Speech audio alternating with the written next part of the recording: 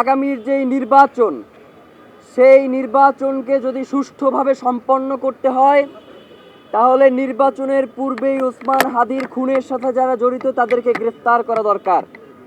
গতকাল স্বরাষ্ট্র মন্ত্রণালয়ের পক্ষ থেকে যেই বিবৃতি দেয়া হয়েছে, সেখানে আমরা স্বরাষ্ট্র উপদেষ্টা এবং তার বিশেষ সহকারী খোদাবক্স তাদের দুইজনের একজনকেও আমরা দেখতে পাই নাই। এর মাধ্যমে প্রতীয়মান হয় যে স্বরাষ্ট্র উপদেষ্টার দপ্তর থেকে এই ঘটনাকে তুচ্ছ-তাচ্ছিল্য করা হয়েছে। তারা মনে করেছে যে ওসমান হাদির ঘটনাকে তারা ধামাচাপা দিয়ে দিবে। কিন্তু আমরা আপনাদেরকে জানিয়ে দিতে চাই, বাংলাদেশের জনগণ, আপনারা যাদেরকে বোকা, দুর্বল মনে করেন, তারা জুলাইয়ে আপনাদেরকে একটা শিক্ষা দিয়েছে, কিন্তু আপনাদের সেই শিক্ষা হয় নাই। আজকে ইনকিলাব মঞ্চ যদি এইখান থেকে ঘোষণা দেয় যে 5ই আগস্ট থেকে 20 আগস্ট পর্যন্ত যেই দায়িত্ব বাংলাদেশের জনগণের ছিল, সেই দায়িত্ব আপনারা এখন পূরণ করেন, তাহলে কিন্তু আপনারা সরকারে থাকতে পারবেন না। আমরা ইনকিলাব মঞ্চের পক্ষ থেকে বাংলাদেশের সাধারণ জনগণকে সাথে নিয়ে জানাতে চাই যে আপনারা গতকালকের যেই বিবৃতি দিয়েছেন, সেই বিবৃতিতেই আপনাদের চোখে মুখে স্পষ্ট ভেসে উঠেছে যে আপনাদের কাছেই আসলে এর কোনো সুস্পষ্ট ব্যাখ্যা নাই। আপনারা এক এক সময় এক এক ধরনের কথা বলছেন। এই বলছেন খুনি ভারতে পালিয়ে গেছে, আবার এই বলছেন যে খুনি দেশে আছে। বাংলাদেশের গোয়েন্দা সংস্থার আসলে কাজ কি? ট্যাক্সের টাকায় বাংলাদেশের সবথেকে গুরুত্বপূর্ণ জায়গাগুলোকে দখল করে আরামায়েশ করার জন্য কি আপনাদেরকে জনগণ এখানে বসিয়ে রেখেছে? আপনারা যদি ওসমান হাদির মতো এত গুরুত্বপূর্ণ বাংলাদেশের স্বাধীনতা সার্বভৌমত্বের প্রতীক জুলাই জজবার প্রাণ শহীদ ওসমান হাদির খুনের ঘটনাকে যদি এইভাবে তুচ্ছ-তাচ্ছিল্য করেন, যারা বাংলাদেশের জনগণের জীবনকে জাহান্নাম বানিয়ে দিতে চান, বাংলাদেশের জনগণ যতক্ষণ পর্যন্ত স্বাধীনতা সার্বভৌমত্ব রক্ষার এই আন্দোলনে রয়েছে, আপনারা কোনো শান্তিতে থাকতে পারবেন না। বাংলাদেশের জনগণ আপনাদের জীবনকেও জাহান্নাম বানিয়ে ছাড়বে।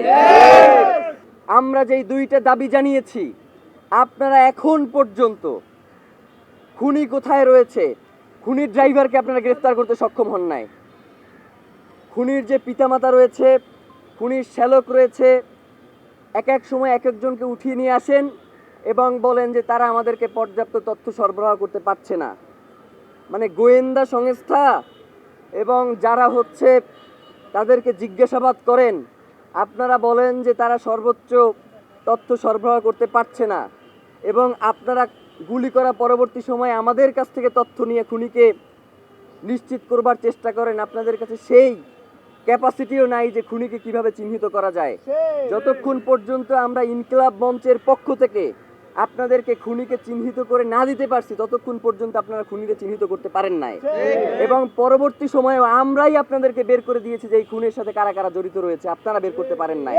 তাহলে তো এই গোয়েন্দা সংস্থা রাখবার কোনো দরকার নাই। ইনকিলাব মঞ্চকে বাংলাদেশের গোয়েন্দা সংস্থার দায়িত্ব দিয়ে দেন। যেহেতু সব কাজই ইনকিলাব মঞ্চেরই করা লাগতেছে, গোয়েন্দা তথ্য সরবরাহ থেকে শুরু করে সকল কাজ যদি ইনকিলাব মঞ্চই করে, তাহলে এই গোয়েন্দা সংস্থাগুলোকে বসিয়ে রাখবার তো কোনো দরকার নাই। আমরা দ্বিতীয় দাবি জানিয়েছিলাম যে সিভিল মিলিটারি ইন্টেলিজেন্সের মধ্যে ঘাপটি মেরে বসে থাকা আওয়ামী দোসরদেরকে চিহ্নিত করে আপনারা গ্রেফতারের আওতাধীন করেন।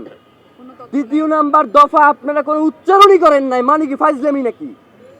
মানে বাংলাদেশের জনগণ, কোটি কোটি জনগণ আপনাদেরকে দুইটা দফা দিয়েছে, আপনারা কোনো তোয়াক্কাই করতেছে না। বাংলাদেশের জনগণ এই সরকারকে টিকিয়ে রাখার দায়িত্ব নেয় নাই। এই সরকার যদি এই বিচার নিশ্চিত না করতে পারে, এই সরকারে থাকবার কোনো দরকার নাই।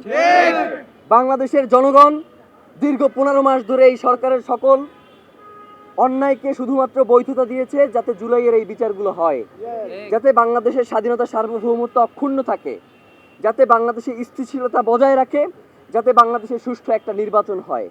আপনারা কোনোটাই করতে সক্ষম হচ্ছে না। তাইলে আপনাদের তো এইখানে বসে আরাম করবার কোনো দরকার নাই। আপনাদেরকে যখন আমরা গিয়ে বলি যে এই খুনিদেরকে কারা ছাড়াইলো, আপনি হাসতে হাসতে বলেন যে বাবা এইটা কেমন কথা, এর দায়িত্ব তো আমার না, এই মিয়া ফাইজলামি করেন, আপনার আইনমন্ত্রী বানানো হয়েছে কি আপনার খালি এই দায় অস্বীকার করবার জন্য? আপনি আইন উপদেষ্টা হয়েছেন কি খালি দায় অস্বীকার করবেন এই জন্য? আপনার কি কোনো দায় নাই? এই যে জনগণ যখন এই যে উপদেষ্টা পরিষদ গঠিত হয়, জনগণ কারে চিনত? জনগণ তো খালি আপনারই চিনত। ডক্টর ইউনূস আসবার পূর্ব পর্যন্ত তো এই উপদেষ্টা পরিষদ কারা কি হবে এই দায়িত্ব তো আপনার উপরেও বর্তায়।